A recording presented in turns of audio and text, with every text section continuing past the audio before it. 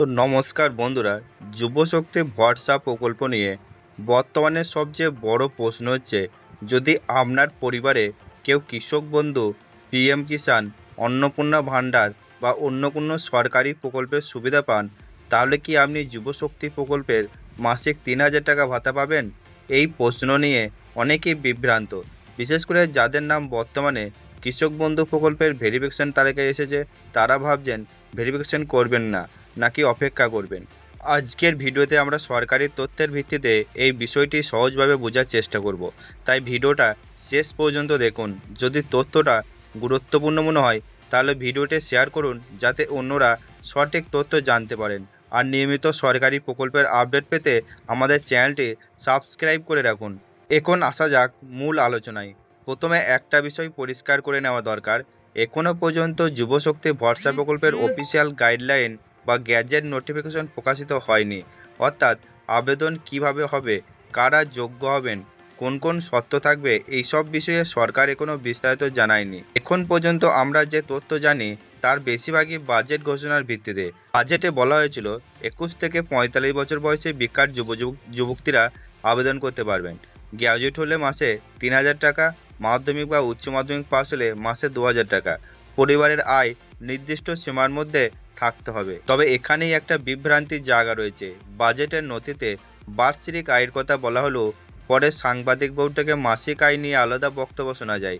ফলে এই বিষয়টি এখনো সরকারি নোটিফিকেশন প্রকাশ না হওয়া পর্যন্ত নিশ্চিত বলা সম্ভব নয়।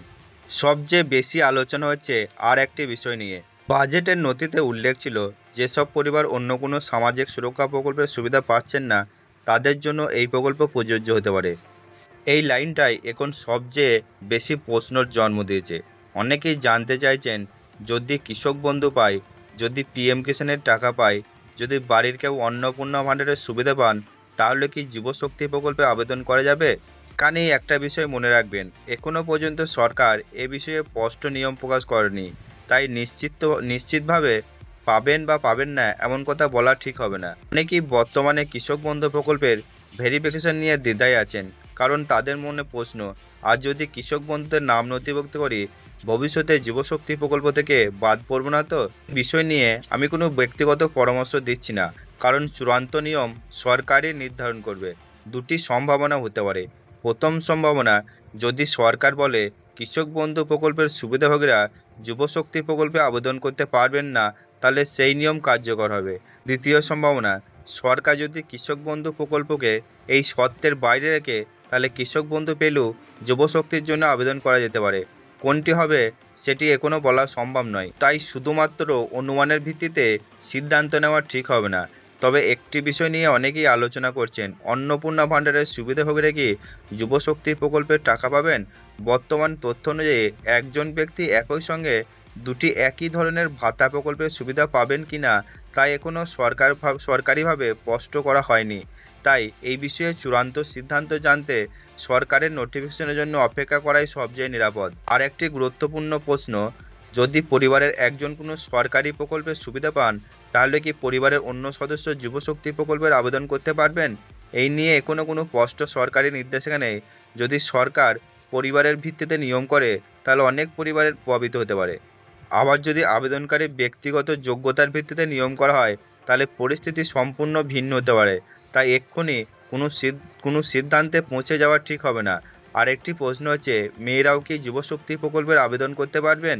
এতে ঘোষণা যুবক ও যুবতী উভয়ের কথা উল্লেখ করা হয়েছে। তাই প্রাথমিকভাবে ধরে নেওয়া যায়, যোগ্যতার শর্ত পূরণ করলে মহিলারাও আবেদন করতে পারবেন। তবে চূড়ান্ত নিয়ম সরকারি নোটিফিকেশন প্রকাশের পরে নিশ্চিত হবে। সবশেষে বলবো, এখনই কোনো গুজব বা সোশ্যাল মিডিয়ার পোস্ট থেকে সিদ্ধান্ত নেবেন না।